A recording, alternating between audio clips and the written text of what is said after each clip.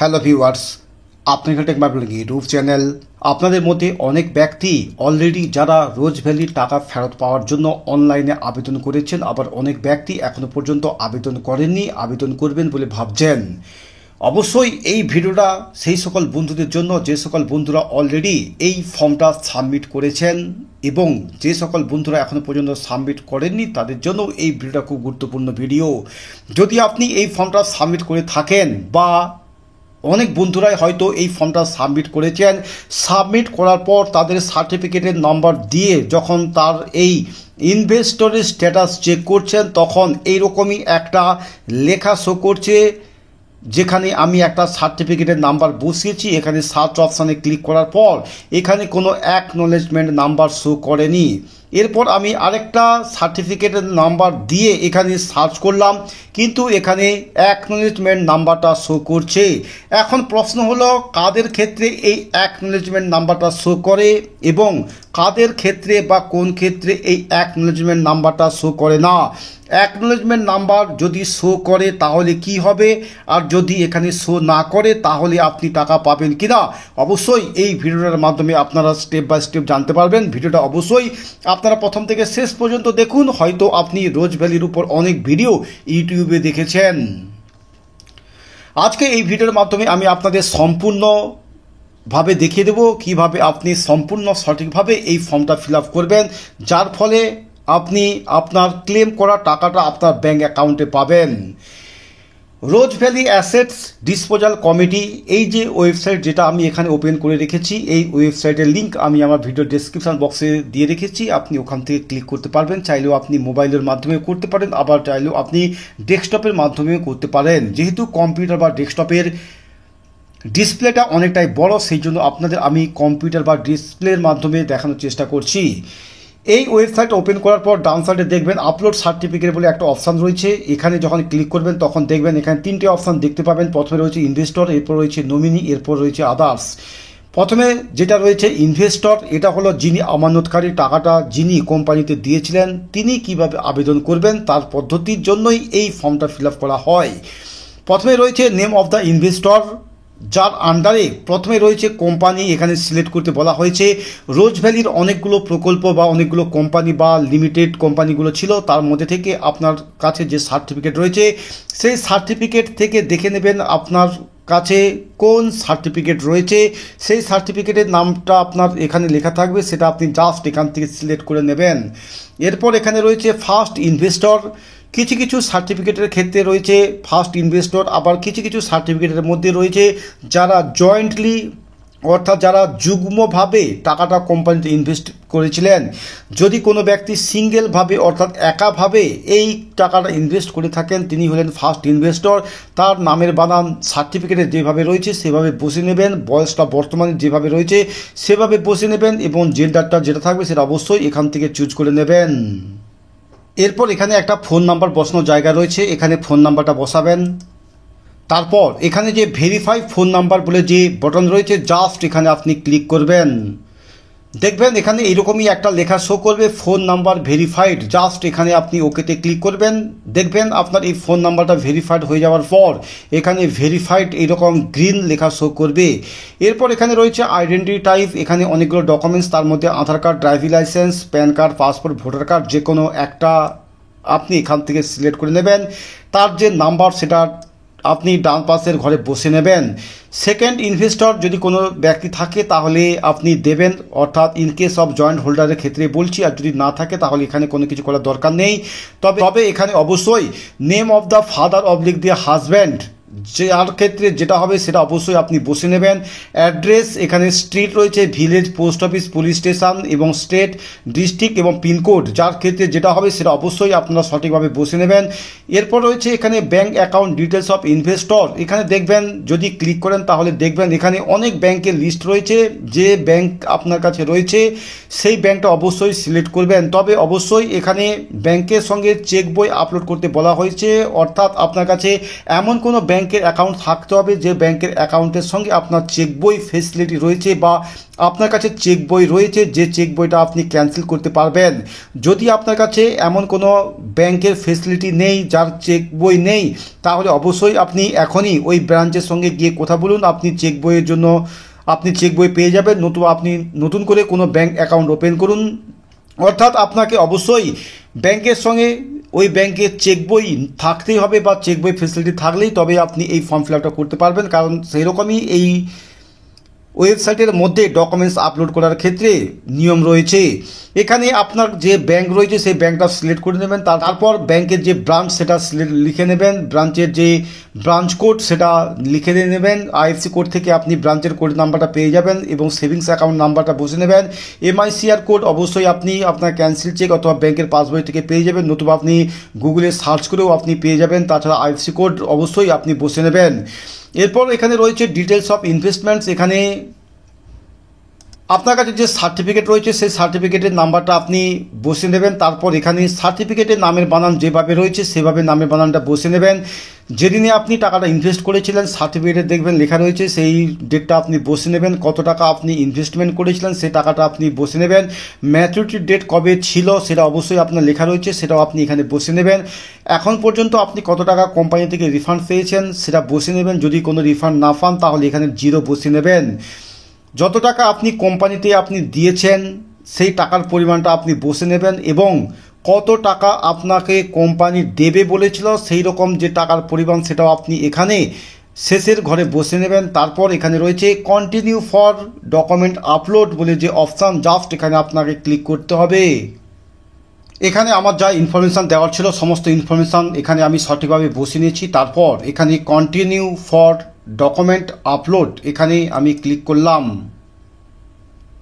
এই ভিডিওটা আমি আপনাদের কোনোভাবে এডিট করে দেখাচ্ছি না, আমি যে প্রবলেম বা যে সমস্যার সম্মুখীন হচ্ছি এবং আপনারাও এই সমস্যার সম্মুখীন হতে পারেন সেই জন্য এই ভিডিওটা বানানো। এই কন্টিনিউ অ্যান্ড ফর ডকুমেন্ট আপলোডে যখন আমি ক্লিক করলাম তখন এইরকমই একটা লেখা শো করছে যেখানে কুড নট প্রসেস রিকোয়েস্ট, তারপর এখানে ওকে বাটন বলে দেওয়া রয়েছে। তবে এইরকমই প্রবলেম, এটা সার্ভারের প্রবলেমে হয়ে থাকে। তবে এখানে আপনি ওকে যে বাটন রয়েছে ওকে বাটনে আপনি ক্লিক করবেন। 1 থেকে 2 বার এইরকম প্রবলেম যদি আসে তাহলে অবশ্যই আপনি 1 থেকে 2 বার চেষ্টা করবেন, চেষ্টা করার পর দেখবেন। তারপর আপনার এখানে ডকুমেন্টস আপলোড করার যে মূল পেজ সেটা আপনার দেবে। এখানে আমার ফর্মটা আপনাদের আমি পুনরায় দেখাচ্ছি, এটা হলো আমার ফর্ম। কুড নট প্রসেস বলে যে অপশান এসেছিল এখানে আমি 2 থেকে 3 বার আমার এই প্রবলেমটা হয়েছিল, কিন্তু তারপর আমি ওখানে ওকেতে ক্লিক করার পর এইরকমই আমার ডকুমেন্টস আপলোড করার যে মূল পেজ সেটা এখানে শো করছে। এরপর এখানে কয়েকটা ডকুমেন্টস আপলোড করতে হবে। সর্বপ্রথম রয়েছে আপনার original certificate of investment. Original certificate যেটা আপনার কাছে রয়েছে সেটা আপনি আপলোড করবেন। তারপর এখানে রয়েছে অরিজিনাল কপি অফ অ্যাকনোলেজমেন্ট, অর্থাৎ আপনার ম্যাচুরিটি হয়ে যাওয়ার সময় যদি আপনি কোম্পানিতে সার্টিফিকেটটা জমা দিয়ে থাকেন সেই সময় যদি আপনি কোনো অ্যাকনোলেজমেন্ট কপি কোম্পানি থেকে পেয়ে থাকেন সেই কপিটা আপনি এখান থেকে আপলোড করবেন। আর যদি না থাকে তাহলে আপনার কাছে যে সার্টিফিকেটটা রয়েছে সেই সার্টিফিকেটটা আপনি এখানে আপলোড করবেন। এরপর এখানে 2টো ডকুমেন্টস আপলোড করতে বলা হয়েছে, যেমন অরিজিনাল অফ আইডেন্টি প্রুফ এবং অ্যাড্রেস প্রুফ। এখানে অনেকগুলো অপশান রয়েছে, যেমন pan card, voter card, driving licence, electric bill, ration card, যার ক্ষেত্রে যেটা থাকবে বা অ্যাভেলেবেল থাকবে সেটা অবশ্যই আপনি আপলোড করে নেবেন। এরপর এখানে রয়েছে 5 নম্বরে photocopy of the front page of bank passbook. এখানে ব্যাংকের পাসবই আপলোড করতে বলা হয়েছে, অবশ্যই ব্যাংকের পাসবই আপলোড করবেন। তারপর 6 নম্বরে রয়েছে photocopy of cheque foil oblique দিয়ে ক্যান্সেল চেক ফয়েল, অর্থাৎ এখানে ক্যান্সেল চেক এখানে আপলোড করতে বলা হয়েছে। যদিও এখানে ব্যাংকের পাসবই এবং ক্যান্সেল চেক দুটো একই জিনিস বা ব্যাংকের ইনফরমেশান ভেরিফিকেশান করার জন্যই এই জিনিসটা চাওয়া হয়, তবুও কিন্তু আপনাদের আমি বলছি যদি আপনার কাছে ক্যান্সেল চেক থাকে তাহলে অবশ্যই আপনি ক্যান্সেল চেক দেবেন। আপনি এখানে ব্যাংকের পাসবই আপলোড করতে যাবেন না। ব্যাংকের পাসবই যেখানে আপলোড করতে বলা হয়েছে 5 নম্বরে আপনি এখানে ব্যাংকের পাসবই আপলোড করবেন, কিন্তু 6 নম্বরে অবশ্যই আপনি ক্যান্সেল চেক বই আপলোড করবেন। যদি ক্যান্সেল চেক না থাকে তাহলে অবশ্যই আপনি ব্যাংক থেকে সংগ্রহ করবেন। এখানে আমার যে সকল ডকুমেন্টসগুলো রয়েছে সেই সকল ডকুমেন্টসগুলো আমি আপলোড করব। তার জন্য প্রথমে যে এখানে যে অরিজিনাল সার্টিফিকেট আপলোড করতে বলা হয়েছে যেখানে চুজ ফাইল বলে অপশান রয়েছে, জাস্ট এখানে ক্লিক করবেন। ক্লিক করার পর আপনার কম্পিউটারে যে ফাইল রয়েছে সেই ফাইলের মধ্যে আপনার যে অরিজিনাল সার্টিফিকেট সেটা আপনার এখানে আপলোড করতে বলা হবে। তারপর এখানে আমি আপলোড বলে যে অপশান রয়েছে এখানে ক্লিক করলাম। এই সার্টিফিকেটটা আপলোড হলে এখানে দেখবেন ক্যান্সেল বলে এইরকমই লেখা শো করবে এবং ডান পাশে আপনার টিক চিহ্ন দেওয়া থাকবে। যদি আপনি ভুল ডকুমেন্টস আপলোড করেন তাহলে এখানে যে ক্যান্সেল যে বাটন রয়েছে জাস্ট এটাতে আপনি ক্লিক করে দেবেন। যে ডকুমেন্টসটা আপনি আপলোড করছেন সেটা আপনার ক্যান্সেল হয়ে যাবে। আমি পুনরায় আমার যে সার্টিফিকেট রয়েছে সেই সার্টিফিকেটটা আবার এখান থেকে আমি চুজ ফাইল করে নিয়ে ওপেন করে এখানে আপলোড করলাম। এখানে আমার যে সকল ডকুমেন্টসগুলো রয়েছে সমস্ত ডকুমেন্টসগুলো এখানে আপলোড করে পরবর্তী স্টেজ যে রয়েছে সেটা আপনাদের আমি দেখাচ্ছি। এখানে 6টা ডকুমেন্টস আমি আপলোড করে নিয়েছি। তারপর এখানে যে সাবমিট বাটন রয়েছে এই সাবমিট বাটনে আমি ক্লিক করলাম।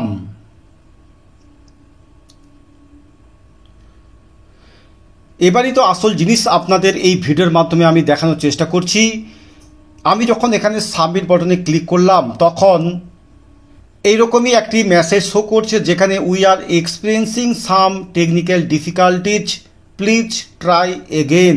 এইরকম সমস্যার সম্মুখীন আপনি হতে পারেন। আপনি দিনের বেলায় করুন বা রাতের বেলায় করুন, অত্যাধিক সার্ভারের ট্রাফিকের জন্য এই কারণটা হয়ে থাকে, যার ফলে আপনার মতো অনেক বন্ধুরা রয়েছেন যারা এই ফর্মটা এখনো পর্যন্ত সাবমিট করতে পারেননি।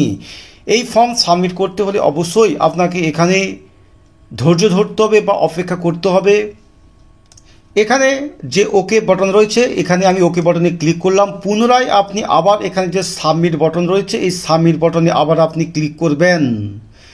তারপরও আমি এখানে দেখছি we are experiencing some technical difficulties, please try again. তারপর আমি এখানে ওকেতে ক্লিক করলাম। তারপর পুনরায় আবার আমি একবার এখানে সাবমিট বাটনে ক্লিক করলাম। তারপরও ঠিক একই রকমের যে সমস্যা শো করছে যেখানে we are experiencing some technical difficulties, please try again. এরকম সমস্যা যদি হয় তাহলে আপনি কোনোভাবে এই ফর্মটা ফিল আপ করতে পারবেন না। এই ফর্মটা অর্থাৎ এই ফর্মটা সাবমিট হলে এখানে ইওর ফর্ম ইজ সেভড এইরকম লেখা শো করবে, যার ফলে যে সার্টিফিকেট দিয়ে আপনি যে ইনফরমেশানগুলো অনলাইনে আপলোড করেছেন বা সাবমিট করেছেন সেটা আপনার সাকসেসফুলভাবে সাবমিট হয়েছে। যদি আপনার এরকম সমস্যা হয় তাহলে আপনাকে অবশ্যই অপেক্ষা করতে হবে। সার্ভারের যখন ট্রাফিক কম থাকবে সেই সময় অবশ্যই আপনাকে চেষ্টা করতে হবে। ভিডিওর শুরুতে আমি দুটো সার্টিফিকেটের ইনফরমেশান দেখেছিলাম। যেমন এখানে প্রথমে রয়েছে একটা সার্টিফিকেটের ইনফরমেশান, কিন্তু এখানে কোনো অ্যাকনোলেজমেন্ট নাম্বার নেই। আর একটা সার্টিফিকেট এখানে আপনাদের আমি দেখাচ্ছি যেটা রয়েছে অ্যাকনোলেজমেন্ট নাম্বার। এই দুটোর মানে কি, যে সার্টিফিকেটে আপনার অ্যাকনোলেজমেন্ট নাম্বার শো করছে সেটাই হলো আপনার এই ফর্মটা সাকসেসফুলভাবে সাবমিট হওয়া ফর্ম। আর যে ফর্মের মধ্যে বা যে সার্টিফিকেটের নাম্বার দিয়ে আপনি তার স্ট্যাটাসটা চেক করছেন কিন্তু অ্যাকনোলেজমেন্ট নাম্বার এখানে শো করেনি, তাহলে অবশ্যই আপনি জেনে নিন আপনার এই ফর্মটা এখনো পর্যন্ত সাকসেসফুলভাবে সাবমিট হয়নি। আপনার এই ফর্মটা ইনকমপ্লিট রয়েছে। অবশ্যই এই ফর্মটাকে আপনাকে কমপ্লিট করতে হবে। তার জন্যই এখানে আপনার click here two upload and submit বলে একটা বাটন রয়েছে যেখানে ডকুমেন্টস আপলোড করতে বলা হয়েছে। এখন আমি যে ফর্মটা আপনাদের আমি সাবমিট করার জন্য চেষ্টা করেছি, কিন্তু এখানে একটা সমস্যার জন্য আমি এই ফর্মটা সাবমিট করতে পারিনি। তারপরেও কিন্তু আপনাদের আমি দেখাচ্ছি। এই যে ডিটেলস অফ ইনভেস্টরের ঘরে প্রথমে রয়েছে সার্টিফিকেটের নাম্বার। এই সার্টিফিকেটের নাম্বারটা আমি কপি করলাম। কপি করে নিয়ে তারপর আমি আবার রোজ ভ্যালির একটা ওয়েবসাইট অর্থাৎ রোজ ভ্যালি অ্যাসেটস ডিসপোজাল কমিটির যে ওয়েবসাইট সেটা আমি ওপেন করলাম। তারপর এখানে ইনভেস্টরের ঘরে ক্লিক করলাম। ক্লিক করার পর এই সার্টিফিকেটের নাম্বারটা আমি বসালাম। কোন সার্টিফিকেটের নাম্বারটা, যেটা আমি এখনই এই ফর্মটা সাবমিট করার চেষ্টা করছি কিন্তু ফর্মটা এখনো পর্যন্ত সাবমিট হয়নি। তারপর এখানে যে ক্যালকুলেশন রয়েছে 8 + 4 = 12, আমি 12 বসলাম। তারপর এখানে সার্চ বাটনে ক্লিক করলাম। দেখুন এখানে আমি যে সার্টিফিকেটের নাম্বার বসিয়েছি এবং যে ব্যক্তির এই ফর্ম ফিল আপটা করার চেষ্টা করছি সেই ব্যক্তির নাম এবং তার সার্টিফিকেট নাম্বার শো করছে।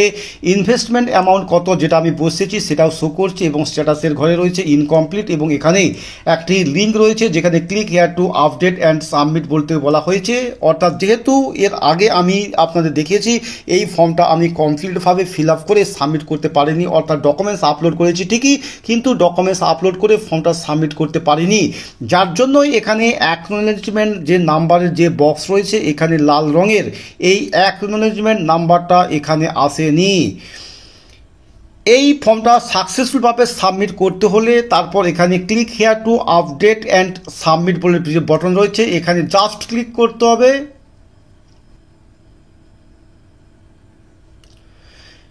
ঠিক একইভাবে যে ফর্মটা আমি ফিল আপ করেছি সেই ফর্মটাই আমি এখান থেকে দেখতে পাবো। তারপর এখানে আবার পুনরায় ডকুমেন্টসগুলোকে চুজ করতে বলা হবে, অর্থাৎ ডকুমেন্টসগুলোকে চুজ করে আপলোড করে তারপর এখানে সাবমিট করতে হবে। যখন এই ফর্মটা সাকসেসফুলভাবে সাবমিট হবে তখনই এই অ্যাকনোলেজমেন্ট নাম্বারটা জেনারেট হয়।